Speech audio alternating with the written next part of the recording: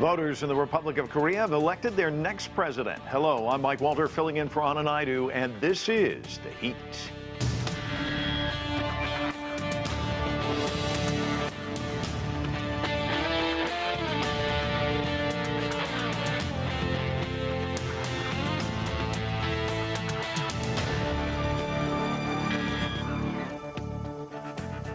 The Republic of Korea has elected a new president after one of the closest elections ever in that country. Yoon Suk-yeol was declared the winner by a small margin and will succeed the outgoing President Moon Jae-in, whose term ends in May. Mr. Yoon, who has served as South Korea's top prosecutor, is facing a series of big domestic issues, including concerns over employment and rising home prices. His foreign policy challenges also include relations with the DPRK and China.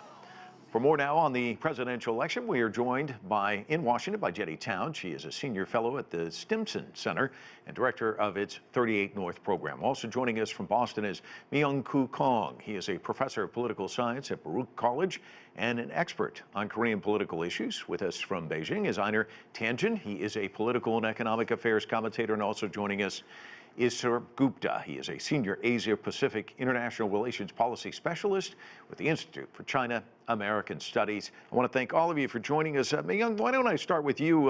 Tell us a little bit more about this new leader. We know he's 61. We know he had several attempts at passing the bar before he finally did pass it, but then he became this anti-graft corruption crusader. What more can you tell us about us? Yeah, basically he's new to politics. He served as a prosecutor for 26 years, and he also served as a prosecutor general from 2019 to 2021 under the current Moon Jae-in government. And he's been in politics less than 9 months so far. So we may say he's basically lack of political experiences. And Jenny, this was really a negative, nasty campaign, razor-thin margin, as we mentioned. It was neck and neck. There was even an episode where a Democratic Party leader was caught on camera getting attacked by a man with a hammer. That happened in Seoul. So it was really very, very ugly.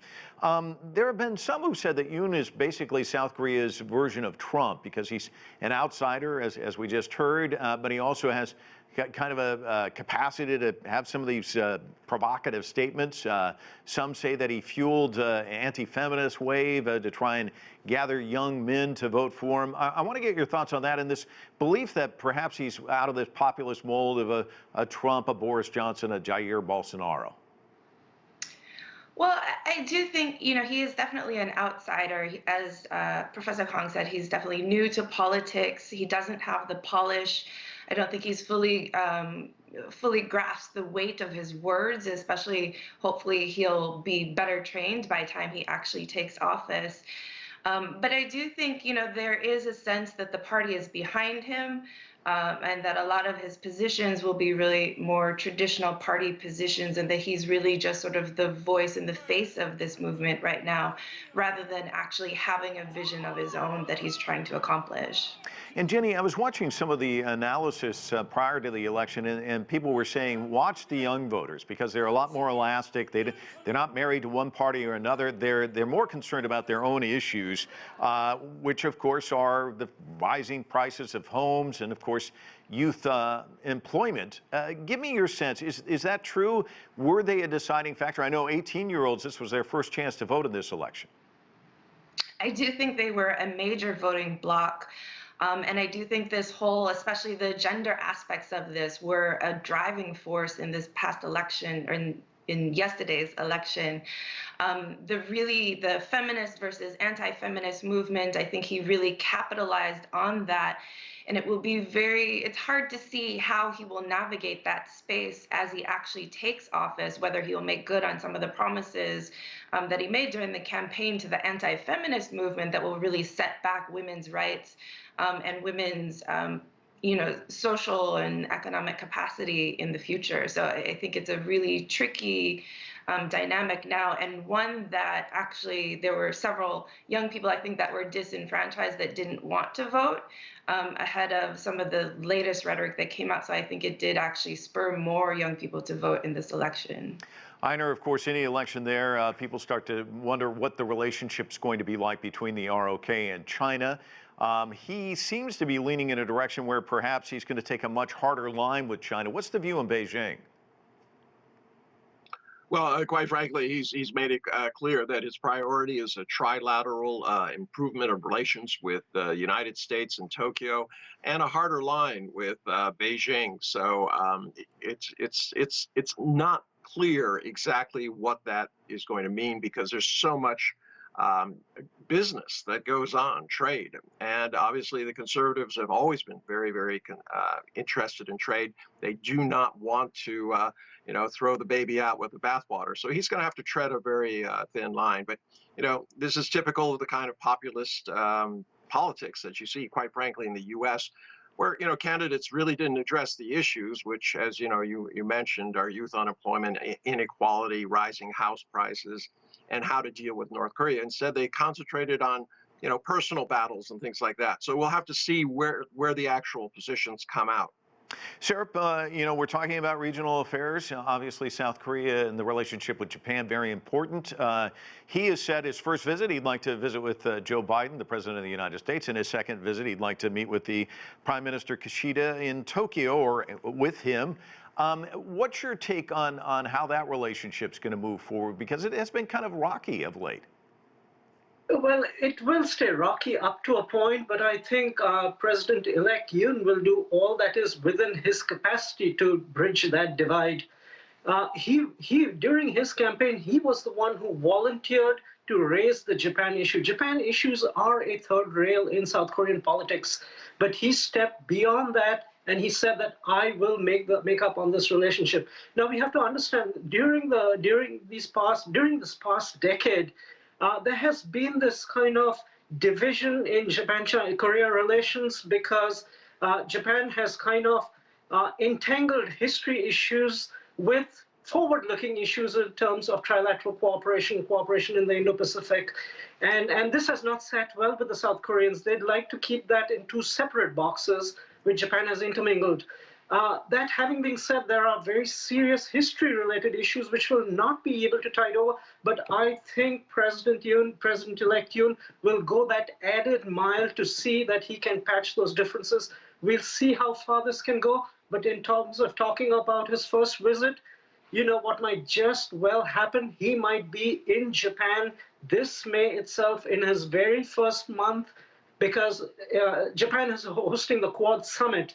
And he is perhaps going to show up maybe as a special invitee, because he has made no bones that he is willing to participate in some Quad Plus context. The Americans wanted Mr. Moon Jae-in in their first in-person meeting. Mr. Moon Jae-in kind of said, send me that invitation, I don't want to be here. But President-elect Yoon has said, I want to be in, and we might well see him in Tokyo with Mr. Biden and Mr. Kishida in May itself, late May. Einar, that's true.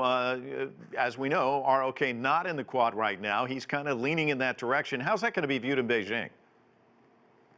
Well, obviously not very favorably. They don't want a complete encirclement campaign, and there's probably going to be a tit for tat economic pressure that's going to be applied. Obviously, South Korea has a tremendous amount of trade with China. As I said, this is politics versus reality. You have on one side the trade. The conservatives generally count amongst their members the leading, powerhouses of Korea in terms of production, automobiles, chips, etc., Samsung. So, it's going to be very difficult for him to just kind of go out there and say, we're going to join the Quad, alienate China, and then suffer repercussions. Remember, we're facing a greater and greater uncertainty. A lot of the promises that are made on the campaign trail don't necessarily peter out when you start putting them into reality, especially given the reality has changed dramatically over the last 3 weeks.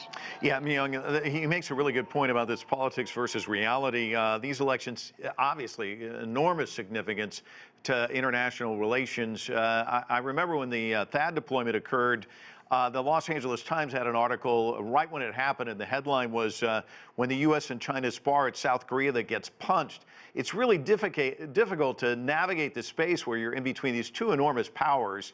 Will there be a paradigm shift, or as Einar suggests, you may say one thing on the campaign trail, reality sets in once you take office? Yeah, obviously, but politics and reality is very different. But if President-elect Yoon follow his, campaign promises, if I use some, international relations jargon, bandwagoning foreign policy will be strengthened, tilting toward the United States and Japan. But as we understand, the economic reality of South Korea is facing, 25% of South Korean trade is related with China, and then other, supply chain issues, and then rare earth materials as well. So the, China and then South Korea relationship is quite complicated. It's a kind of complex interdependence relationship. So although he made it quite clear he want to make tilting toward United States and strengthening United States and Japan and ROK relations, but in reality he may face a lot of bumpy road ahead of him. Yeah, Jenny, that bumpy road, he's got a divided country. We know what it's like here in the United States with a divided country. Joe Biden has said he wants bipartisan buy-in. He really hasn't found much of that. He's got a lot of issues that he has to address domestically. I mean, we've already talked about the housing issue, unemployment, and then there's a spike in COVID cases as well. Yeah, there's a lot of challenges that really face him on the home front. And I think that was one of the Moon administration's weak points, was really addressing those domestic issues. And I think that was really a driving force in this election, was how to get back to the country and the people. But on top of that, it is also, you still have a Democratic Party-led National Assembly. So it's going to be very difficult for him to get his agenda across without some pretty concerted efforts to build coalitions and to create some unity after a really divisive election. And so again, as everyone else has said, the politics versus the reality, how much of what he said during the campaign is actually what we'll see in practice, we won't know until he's really tested, and until, we see what his government is going to be like, his cabinet is going to be like, how he's going to navigate all of these different spaces. Einar, Moon Jae-in made some progress in dealing with Kim Jong-un. He visited Pyongyang, and he also, some say his peace-building policy, well, some feel like maybe it was a failure, but others say, look, there weren't as many missile tests while he was in office. I guess the verdict's still out. Where do you see the situation between South Korea and the DPRK right now, and what do you think the legacy is for Moon Jae-in there? Well, unfortunately, it's not just South Korea's desire to stabilize the situation. It's the global politics. There's not going to be any kind of substantive progress unless the U.S., China, Russia, the kind of six-party talks that are necessary to make this work come through. I mean, Moon could not have been any more forceful about trying to make the relations better. But the international climate, the fact that the fabric of the international society is fraying, as you see in the last 3 weeks, but not just the last 3 weeks. If you look at, countries assert security interests, either for economic or for, direct physical conflicts in Iraq, Afghanistan, etc. That is not in line with what the UN was trying to create in terms of the world at post-World War II. So without that strong fabric, without that kind of peer pressure and an understanding by the powers that are involved, it's going to be very, very difficult for anything to happen, and it has nothing to do with the fault of Moon. He tried very valiantly, but at this juncture, the cards were stacked against him. Jenny, I know this is something you study rather closely. I want to get your verdict on Moon's efforts. Was it a failure? Do you think it was somewhat successful? Where do we go from here?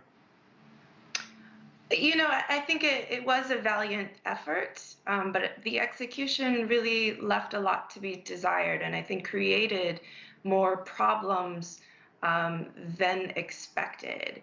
And I say this in terms of the building the expectations too high.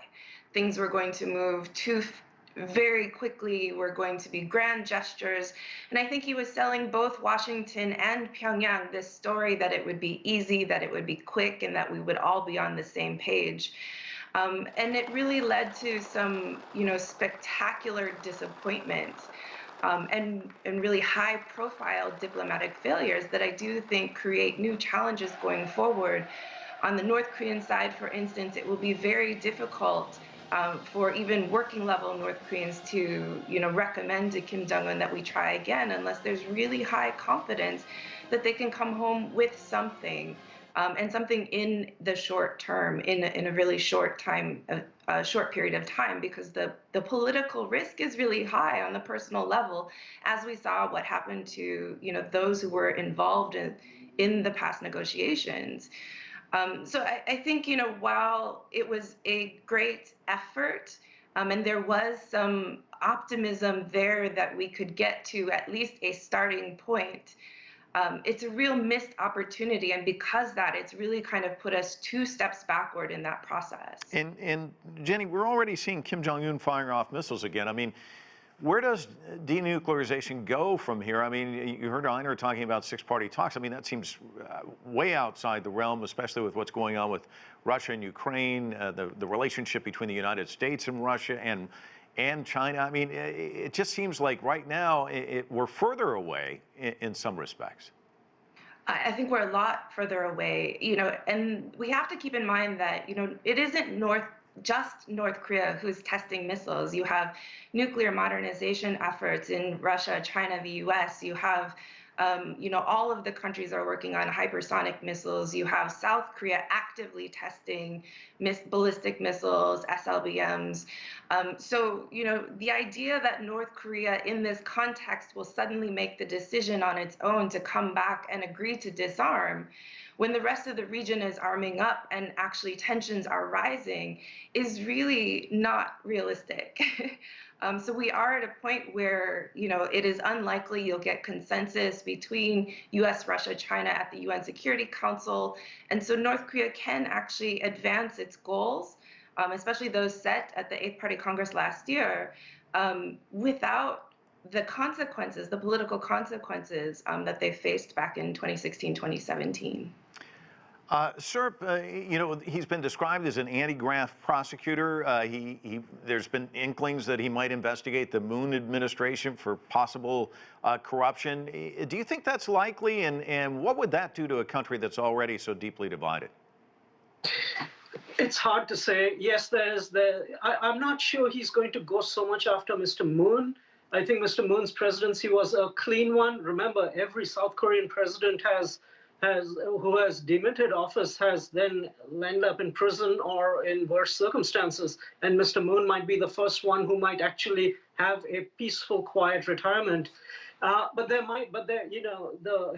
opposition candidate, the Mr. President-elect Yoon's, had a real estate scandal attached to him.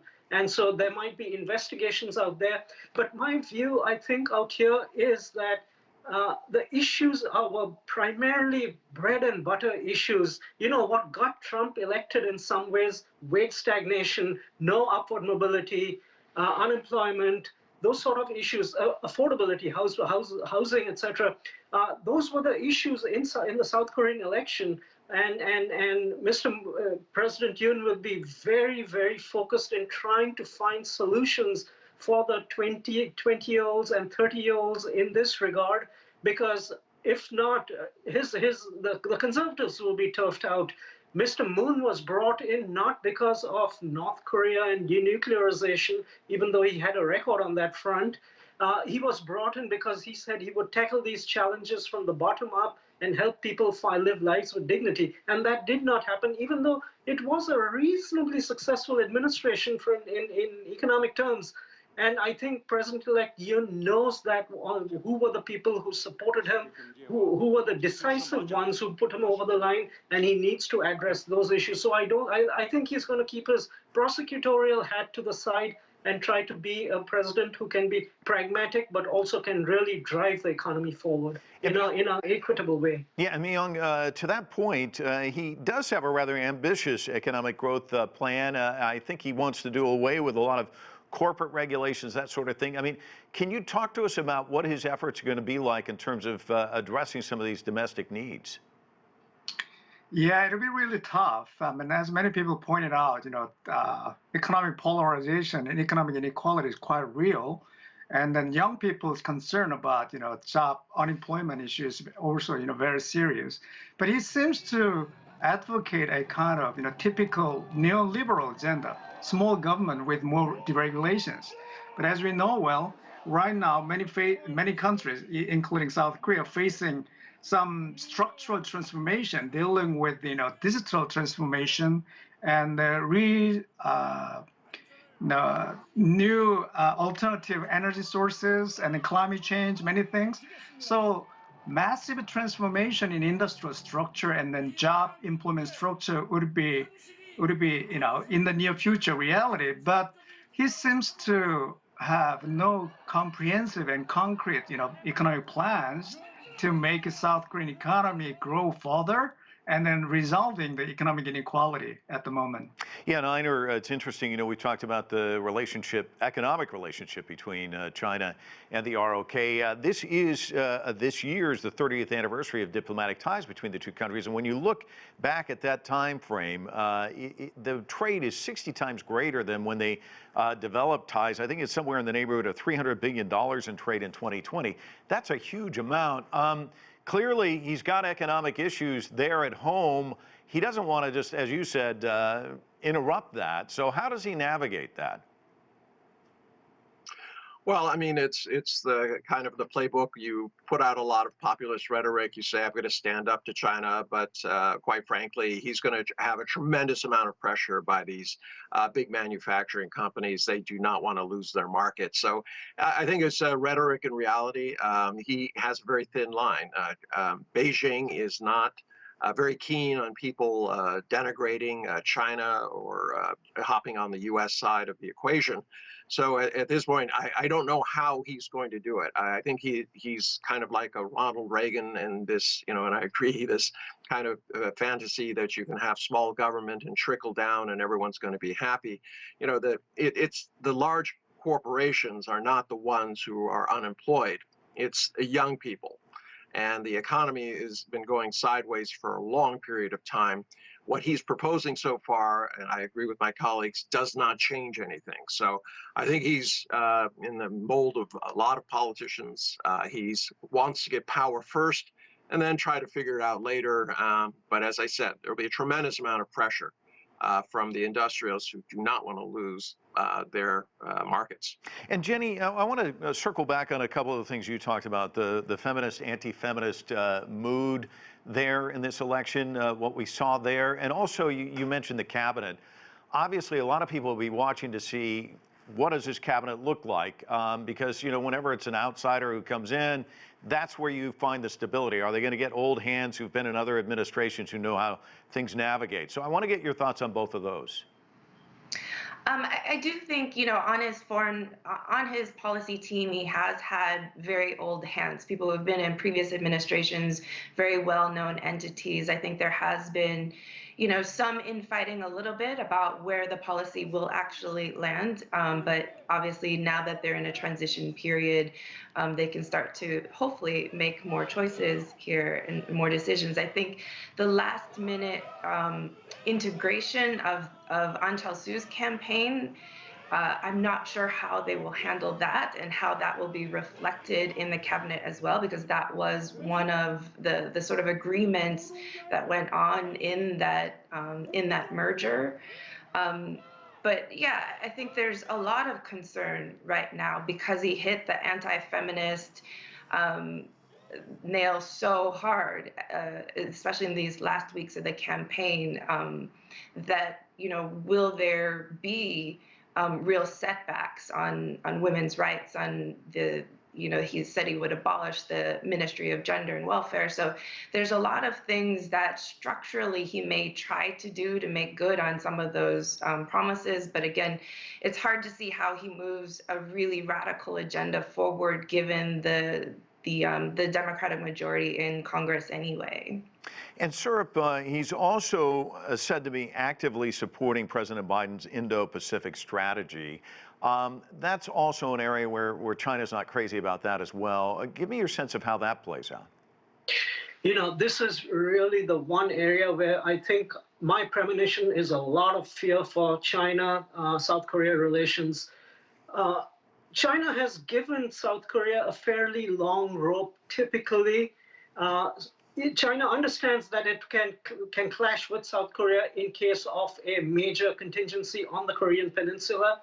But in spite of that, South Korea has Aegis battle management system equipped vessels. It's part of the alliance, and China hasn't really taken issue with that, except when we saw with the THAAD issue that China got upset because that was a precursor to integrating peninsular issues with larger Asia-Pacific or Indo-Pacific issues.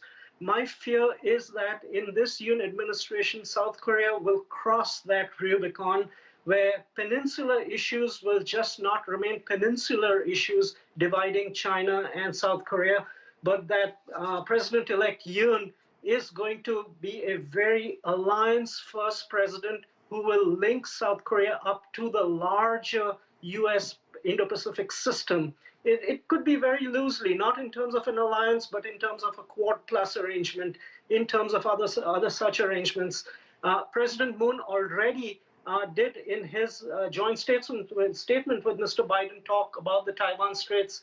I think he was pressured, he did it, it was just in writing.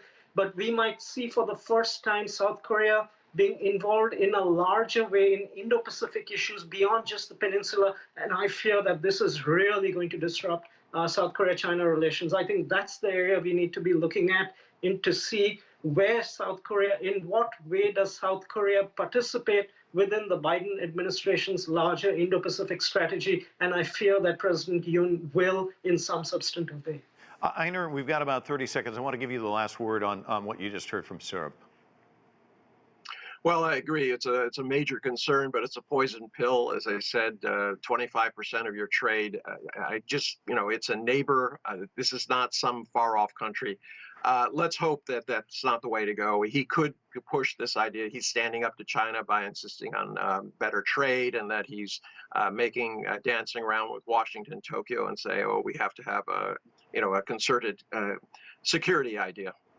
All right, we're going to leave it there. I want to thank all of you for joining us. It's been a great discussion. Thanks so much for joining us as well for another edition of The Heat.